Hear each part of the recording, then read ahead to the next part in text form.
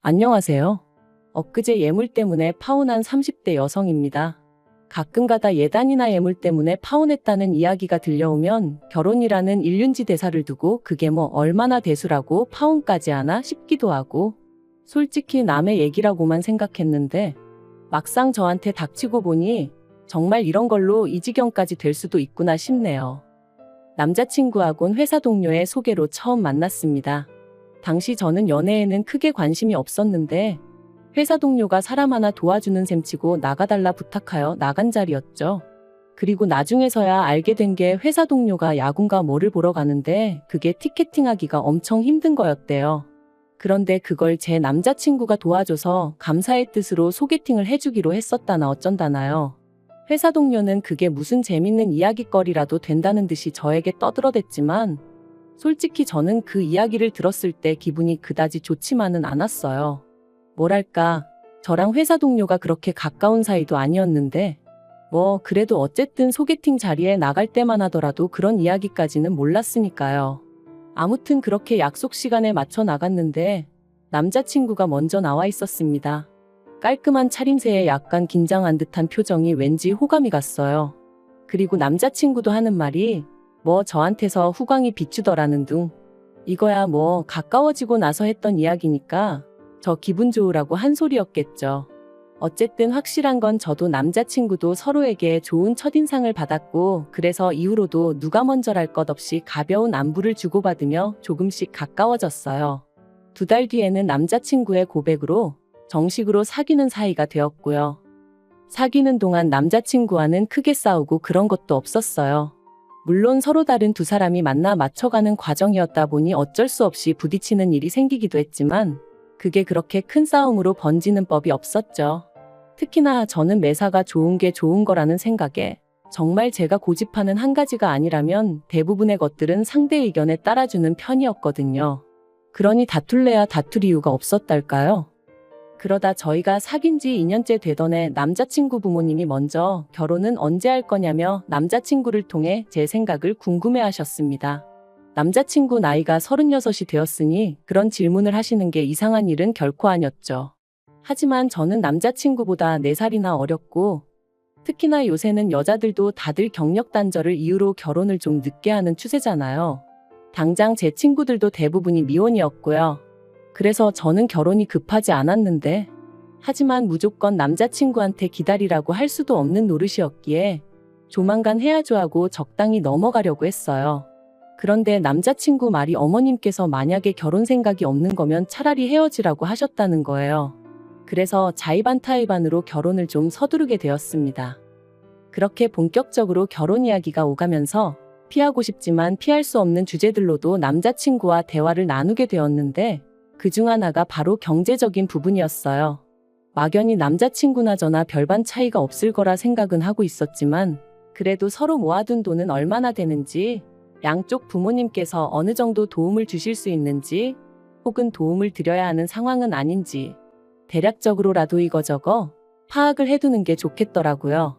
그리고 다행스럽게도 제 예상대로 아주 딱 들어맞는 것은 아니었지만 남편이나 저나 모아둔 돈도 비슷했고 양가의 재산 규모도 비슷한 수준이었습니다. 그래서 신혼집과 결혼에 수반되는 비용도 반반 부담하기로 이야기가 되었어요. 솔직히 요즘 시대에 남자 혼자 집을 해오는 일이 흔한 일이 아니라는 건 저나 저희 부모님도 잘 알고 있었으니까 반반 결혼을 한다는 게 그렇게 이상하단 생각도 아니었고요.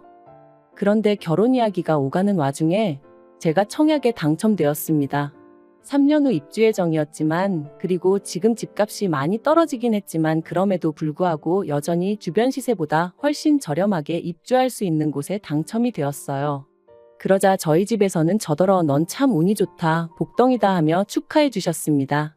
남자친구 부모님도 남자친구를 통해 축하한다 해주셨고요. 하지만 청약 당첨 발표가 나고 며칠 뒤 남자친구 부모님과 식사를 하게 되었는데 계약금부터 시작해서 중도금의 잔금은 누가 내는 거냐? 네가 내는 거냐 아니면 친정에서 내주시는 거냐 하는데 좀 이상하다 싶대요. 저는 당연히 남자친구랑 같이 들어갈 살 집이니 같이 내야 된다고 생각했었거든요. 그래서 제 생각을 그대로 말씀드렸더니 남자친구 부모님께선 그건 경우가 아니랍니다. 제가 청약을 넣을 때 당신들하고 상의를 한 것도 아니고 그렇다고 남자친구의 의견이 반영된 것도 아니지 않냐면서 제 독단적으로 내린 결정이니 그건 전부 다 제가 부담하는 게 맞다는 거였죠. 솔직히 어른들의 말씀이라 이렇게 표현하고 싶진 않지만 이게 바로 궤변인가 싶었어요. 남자친구 부모님이 하신 말씀대로 상의 같은 건 없었지만 그래도 결국 우리 두 사람의 보금자리가 될 건데 그걸 어째서 저 혼자 부담해야 한다는 건지 말이 안 된다는 생각뿐이었죠. 그래도 이때는 아직 입주까지는 최소 3년이나 남아있는데 벌써부터 남자친구 부모님과 이걸 주제로 왈가왈부해야 하나 싶더라고요. 그래서 그냥 그런가요? 하고 적당히 웃어넘겼습니다.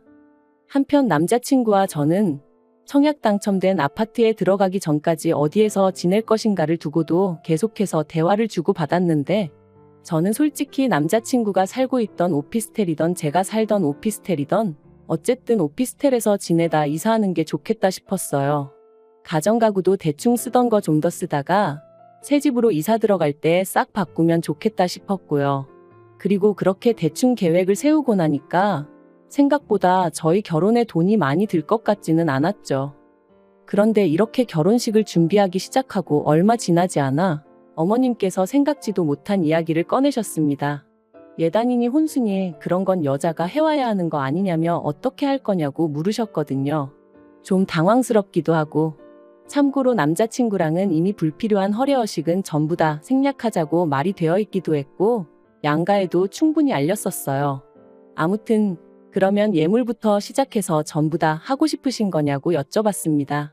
그랬더니 그런 건 생략하고 예단하고 혼수만 하면 되지 않냐고 하시길래 제가 웃으면서 혼수는 집을 해오는 사람이 없으니 반반하기로 했었고 그러면 예물도 해주셔야 하는 거 아니냐니까. 저더러 너 그걸 꼭 받아야겠니? 하시는 거예요. 이때는 진짜 당황스러운 수준을 넘어서 지금 무슨 말씀을 하시는 건가 싶었는데 사실 그전까지는 좋은 게 좋은 거다 생각해서 어머님 말씀 중 납득이 안 되는 부분이 있어도 설령 나중에 안 할지라도 일단은 네 하고 대답이라도 잘 해드렸거든요. 그런데 자꾸 그러니까 웃는 낯에 침을 뱉으려고 하신다는 게 딱 느낌이 오면서 더는 이러면 안 되겠다 싶었어요. 그래서 네, 꼭 받고 싶어요 했습니다. 그것도 좋은 걸로 오래오래 간직할 수 있는 걸로 받고 싶다고요. 그랬더니 어머님 표정이 싹 바뀌면서 언짢은 기색을 감추지 못하시대요. 하지만 제가 결정적으로 남자친구와 파혼을 결정하게 된 건 단지 어머님이 이런 모습을 보이셔서만은 아니었습니다. 사실 어머님이 아무리 이상한 분일지라도 제 남자친구가 앞으로 평생 제 편이 되어줄 거라는 어떤 믿음이라던가 확신을 주었다면 제가 파혼이란 카드까지 꺼내들진 않았을 거예요. 맞아요. 문제는 제 남자친구였습니다. 지금도 왜 사귈 때는 그런 사람이란 걸 알아차리지 못했을까 싶다가도 사실은 알면서도 좋아하니까. 이것만 빼면 괜찮은 사람이니까 뭐 그런 식으로 제 나름대로 합리화를 시켰던 건 아닐까 싶기도 하고. 예단이니 뭐니 결국 어머님께선 저희 뜻대로 하라고 한 발 물러나셨어요.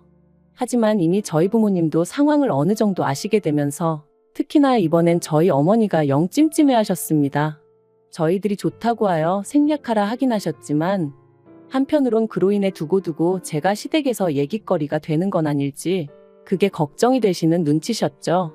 까놓고 말해서 집에 아예 돈이 없는 것도 아닌데 괜히 아무것도 안 해보냈다가 제가 미움이라도 사면 어쩌냐면서요. 그리고는 며칠 뒤 부모님이 고민해 보셨는데 그러면 다른 건 그렇다 치고 차를 한 대 사주고 싶다 하셨습니다. 저는 이미 잘 끌고 다니는 차가 있는데 무슨 차냐고 필요 없다 했지만 그거라도 해줘야 마음이 편할 것 같다 하시면서 제 남자친구는 차가 없으니 둘이서 한 대씩 탄다고 생각하면 어떻겠냐 하시더라고요.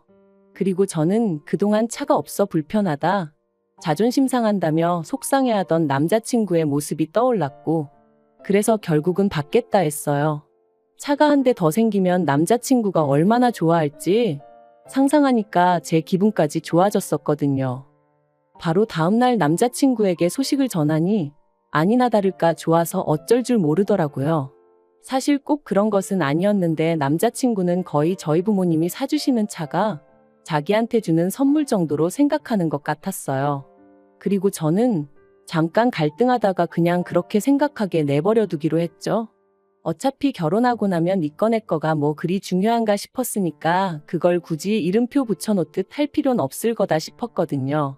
아무튼 그래서 바로 딜러샵 여기저기 가보고 예산이 5천만 원 안팎이었기에 그 선에서 남자친구 의견을 거의 100% 반영하여 차를 골랐습니다. 정말 제 취향이라곤 쥐꼬리만큼도 반영되지 않았지만 그래도 남자친구 입이 귀에 걸린 걸 보니 그래, 좋은 게 좋은 거지 하게 되더라고요. 그런데 어떻게 보일지 모르겠지만 누군가는 제가 이상한 거라고 할 수도 있을 테지만 차 가게화까지 하고 온 날 문득 그래도 저희 부모님은 이렇게까지 신경을 써주시는데 남자친구도 그렇고 남자친구 부모님도 그렇고 어쩜 이리 조용하지 싶은 거예요. 솔직히 뭐 양복 한 벌 해주고 이러는 수준이 아닌데 이 이야기가 남자친구 부모님 귀에 안 들어갔을 리가 없는데 싶은 게 그래도 처음엔 서운한 마음을 감추고 무슨 이야기가 나오겠거니 하고 기다렸어요. 그런데 하루하루 시간이 가고 어느덧 청첩장까지 나왔는데도 정말 저 뭐 필요한 거 없냐고 묻는 사람은 저희 부모님하고 제 친구들밖에 없었습니다. 그러니까 하루는 갑자기 너무 서럽기도 하고 속도 상하고 그래서 자존심을 내려놓고 남자친구에게 나도 뭐 하나 받고 싶다고 했어요. 그랬더니 남자친구가 뭐가 필요하냐면서 화장품? 이러고 묻는데 짜증이 확 나는 거예요. 남자친구 입장에선 어쨌든 저희 부모님이 차를 해줬다고 생각하고 있었으면서 저한텐 기껏 물어보는 게 화장품이냐니. 그래서 아니, 나도 결혼 선물 받고 싶다고 그랬습니다. 당신은 우리 부모님한테 차를 받았으니까 나도 그 정도까지 비싼 건 아니어도 좋은 선물 하나 받고 싶다고요. 그랬더니 남자친구가 잠깐 생각에 잠긴 표정을 하더니 뭐가 필요한데? 하고 물어보대요. 그래서 나는 주얼리 한 세트를 받고 싶다고 했어요. 꼭 다이아가 아니어도 되지만 좋은 브랜드로 평소에 회사고 어디고 자주 하고 다닐 수 있는 걸로 말이죠. 그랬더니 그런 건 얼마나 해? 한 100만 원 하나? 하면서 종로 가서 사면 되냐는데 슬슬 속에서 왜인지 짜증이 올라오는 걸 꾹 눌러 참으며 종로는 브랜드는 아니라고 나는 누가 들어도 알만한 브랜드에서 사고 싶다고 했어요. 그랬더니 남자친구도 좀 짜증난다는 표정으로 그런 건 나중에 되팔 때 브랜드 값은 하나도 못 받아 그러는 거예요. 어이가 없어서 아니 결혼 선물로 받는다는데 왜 되판다는 이야기가 나오냐고 따졌습니다. 그러자 남자친구가 예를 들면 그렇다는 거라면서 그만큼 브랜드는 그냥 이름표일 뿐이라고 중요한 건 퀄리티를 따져야 하네 어쩌네. 솔직히 이미 그때 마음이 정말 많이 상했어요. 자기 차 사러 갈 때는 예산 초과라고 해도 괜히 외제차까지 보러 다니면서 거들먹거리던 인간이 정작 제가 브랜드 주얼리를 받고 싶다니까 거품이 어떻고 허영이 어떻고 해 되는 게 어이가 없었죠. 게다가 처음 들어간 매장에서 제가 한 세트를 골랐는데 그게 300만 원이 좀 넘었어요. 그리고 참고로 제 한 달 월급이 400 이상이니 저는 그게 저한테 과분하다고는 생각하지 않았습니다. 막말로 제 돈으로 산다고 못 살 것도 아니었다는 얘기예요. 하지만 기왕이면 남자친구나 남자친구 부모님한테 받고 싶었어요. 결혼 선물이란 의미로요. 그런데 남자친구가 직원들도 다 보는 앞에서 입을 떡 벌리고는 이 조그만한 게 귀걸이는 하고 나면 머리카락에 가려져서 잘 보이지도 않는데 이렇게 비싸냐면서 저한테 진짜 갖고 싶은 거야? 그냥 주변 여자들이 하니까 사고 싶은 건 아니고? 잘 생각해봐 막 그러는 거예요. 그러니 제가 얼마나 창피했겠어요. 진짜 쥐구멍이라도 있으면 숨고 싶다는 게 이런 거구나 싶었죠. 결국 도망치듯 매장을 빠져나왔는데 눈물이 펑펑 나더라니까요. 저희는 그 길로 카페에 들어갔고 대화를 나누기 시작했습니다.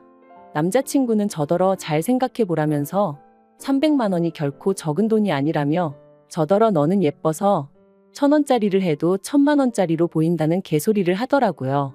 그래서 제가 그래 300만 원은 결코 적은 돈이 아니지 하며 안 받겠다 했습니다. 그리고는 대신 차도 계약 취소하고 없던 일로 해야겠다고 했어요. 그랬더니 남자친구 눈이 정말 휘둥그레지면서 그게 무슨 소리냐 언성을 높이더라고요. 지금 그거 주얼리 안 사준다고 치사하게 이러는 거냐면서 이럴 거면 가서 사 이러는데 막말로 기분 다 잡쳤는데 제가 무슨 어린애도 아니고 사탕 하나 물려주면 가만히 있고 그런 게 아니잖아요. 그래서 됐다고 생각해보니 내가 문제였다고 그랬습니다. 처음부터 서로 주거니 받거니 안 하기로 했었으니 그냥 안 했어야 하는데 괜히 차를 해준다고 해서 이 난리라며 차 안 사주고 그 돈에서 그냥 내가 알아서 내 귀걸이고 목걸이고 살 테니까 그런 줄 알라고 했죠. 그랬더니 이제 말 그대로 치사한 애 어쩌네 그런 게 어딨냐. 차랑 귀걸이랑 같냐. 막 그러더니 급기야는 차는 자기가 저한테 빌려줄 수도 있지만 이 말도 너무 웃겼어요. 우리 부모님이 사주는데 지가 왜 나한테 빌려줄 수도 있다고 그러는 건지. 아무튼 차는 뭐 저도 쓸 수 있는데 제가 사는 그 비싼 귀걸이 목걸이는 자기는 못하지 않냐면서 그러니까 처음부터 공정하지가 않다나요? 그래서 제가 그러니까 공정이고 나발이고 서로 주고받고 하지 말자고 하고 소리를 질렀죠. 그리고 집에 돌아왔는데도 어째서인지 분한 마음이 가라앉지를 않았습니다. 나를 뭘로 보고 내가 무슨 호구도 아니고. 그런데 그때 남자친구한테 전화가 왔어요. 자기가 생각을 해봤는데 일단 미안하다더니 어머님 아버님하고도 얘기를 했다면서 어머님이 주얼리 세트를 해주시겠다 하셨다나요. 그리고 그땐 저도 또 속없이 화가 좀 풀리는 기분이었죠. 그래서 그래 그럼 언제 사러 가 하고 물으니 단 조건이 있다면서 어머님 아는 분이 하시는 금은방에 가야 된답니다. 가서 제가 갖고 싶은 주얼리 세트 사진을 보여주면 거기 주인분이 최대한 비슷한 걸 찾아주신다고 하셨다나요. 이제 거기서 제가 완전히 소위 폭발을 한 거예요. 진짜 남자친구도 그렇고 어머님도 그렇고 사람을 뭘로 보고 이러나 싶은 게. 그래서 제가 다 때려치자 했습니다. 도대체 나를 뭘로 보고 이런 소리를 하는 건지 모르겠지만 나는 더는 못 참겠으니 결혼이고 뭐고 다 때려치자고요. 그랬더니 남자친구가 사람들한테 물어보래요. 300씩이나 하는 주얼리를 안 사준다고 파혼하자는 여자가 있다고 하면 사람들이 욕할 거라면서요. 그래서 저도 너야말로 사람들한테 물어보라 했습니다. 5천만 원짜리 자동차를 선물로 받으면서 300만 원짜리도 안 사주려고 했더니 파혼당했다고 한번 주변 사람들한테 말을 해보라고요. 그랬더니 남자친구가 씩씩거리기만 하고 더는 아무 말도 못하대요. 그래서 남자친구한테 그렇게 파혼 통보하고 차단해버렸습니다. 그랬더니 남자친구 어머님한테서 연락이 왔어요. 하신다는 말씀이 그러지 말고 대화로 잘 풀어야지.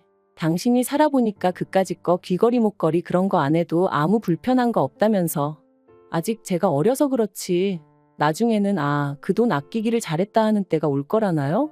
그래서 어머님한테 이런 전화 하지 마시라 불편하다 그랬네요. 사실 더 심한 말도 퍼붓고 싶었지만 그래도 어른이시고 괜히 제가 한마디 잘못하면 저희 부모님이 가정교육을 어떻게 시킨 거냐 어쩌냐 운운하실 게 뻔해서 말을 아꼈어요. 그리고 지금도 그때를 생각하면 그래서 분하기도 하지만 동시에 잘했다 참는 자가 이기는 거다 싶기도 해요.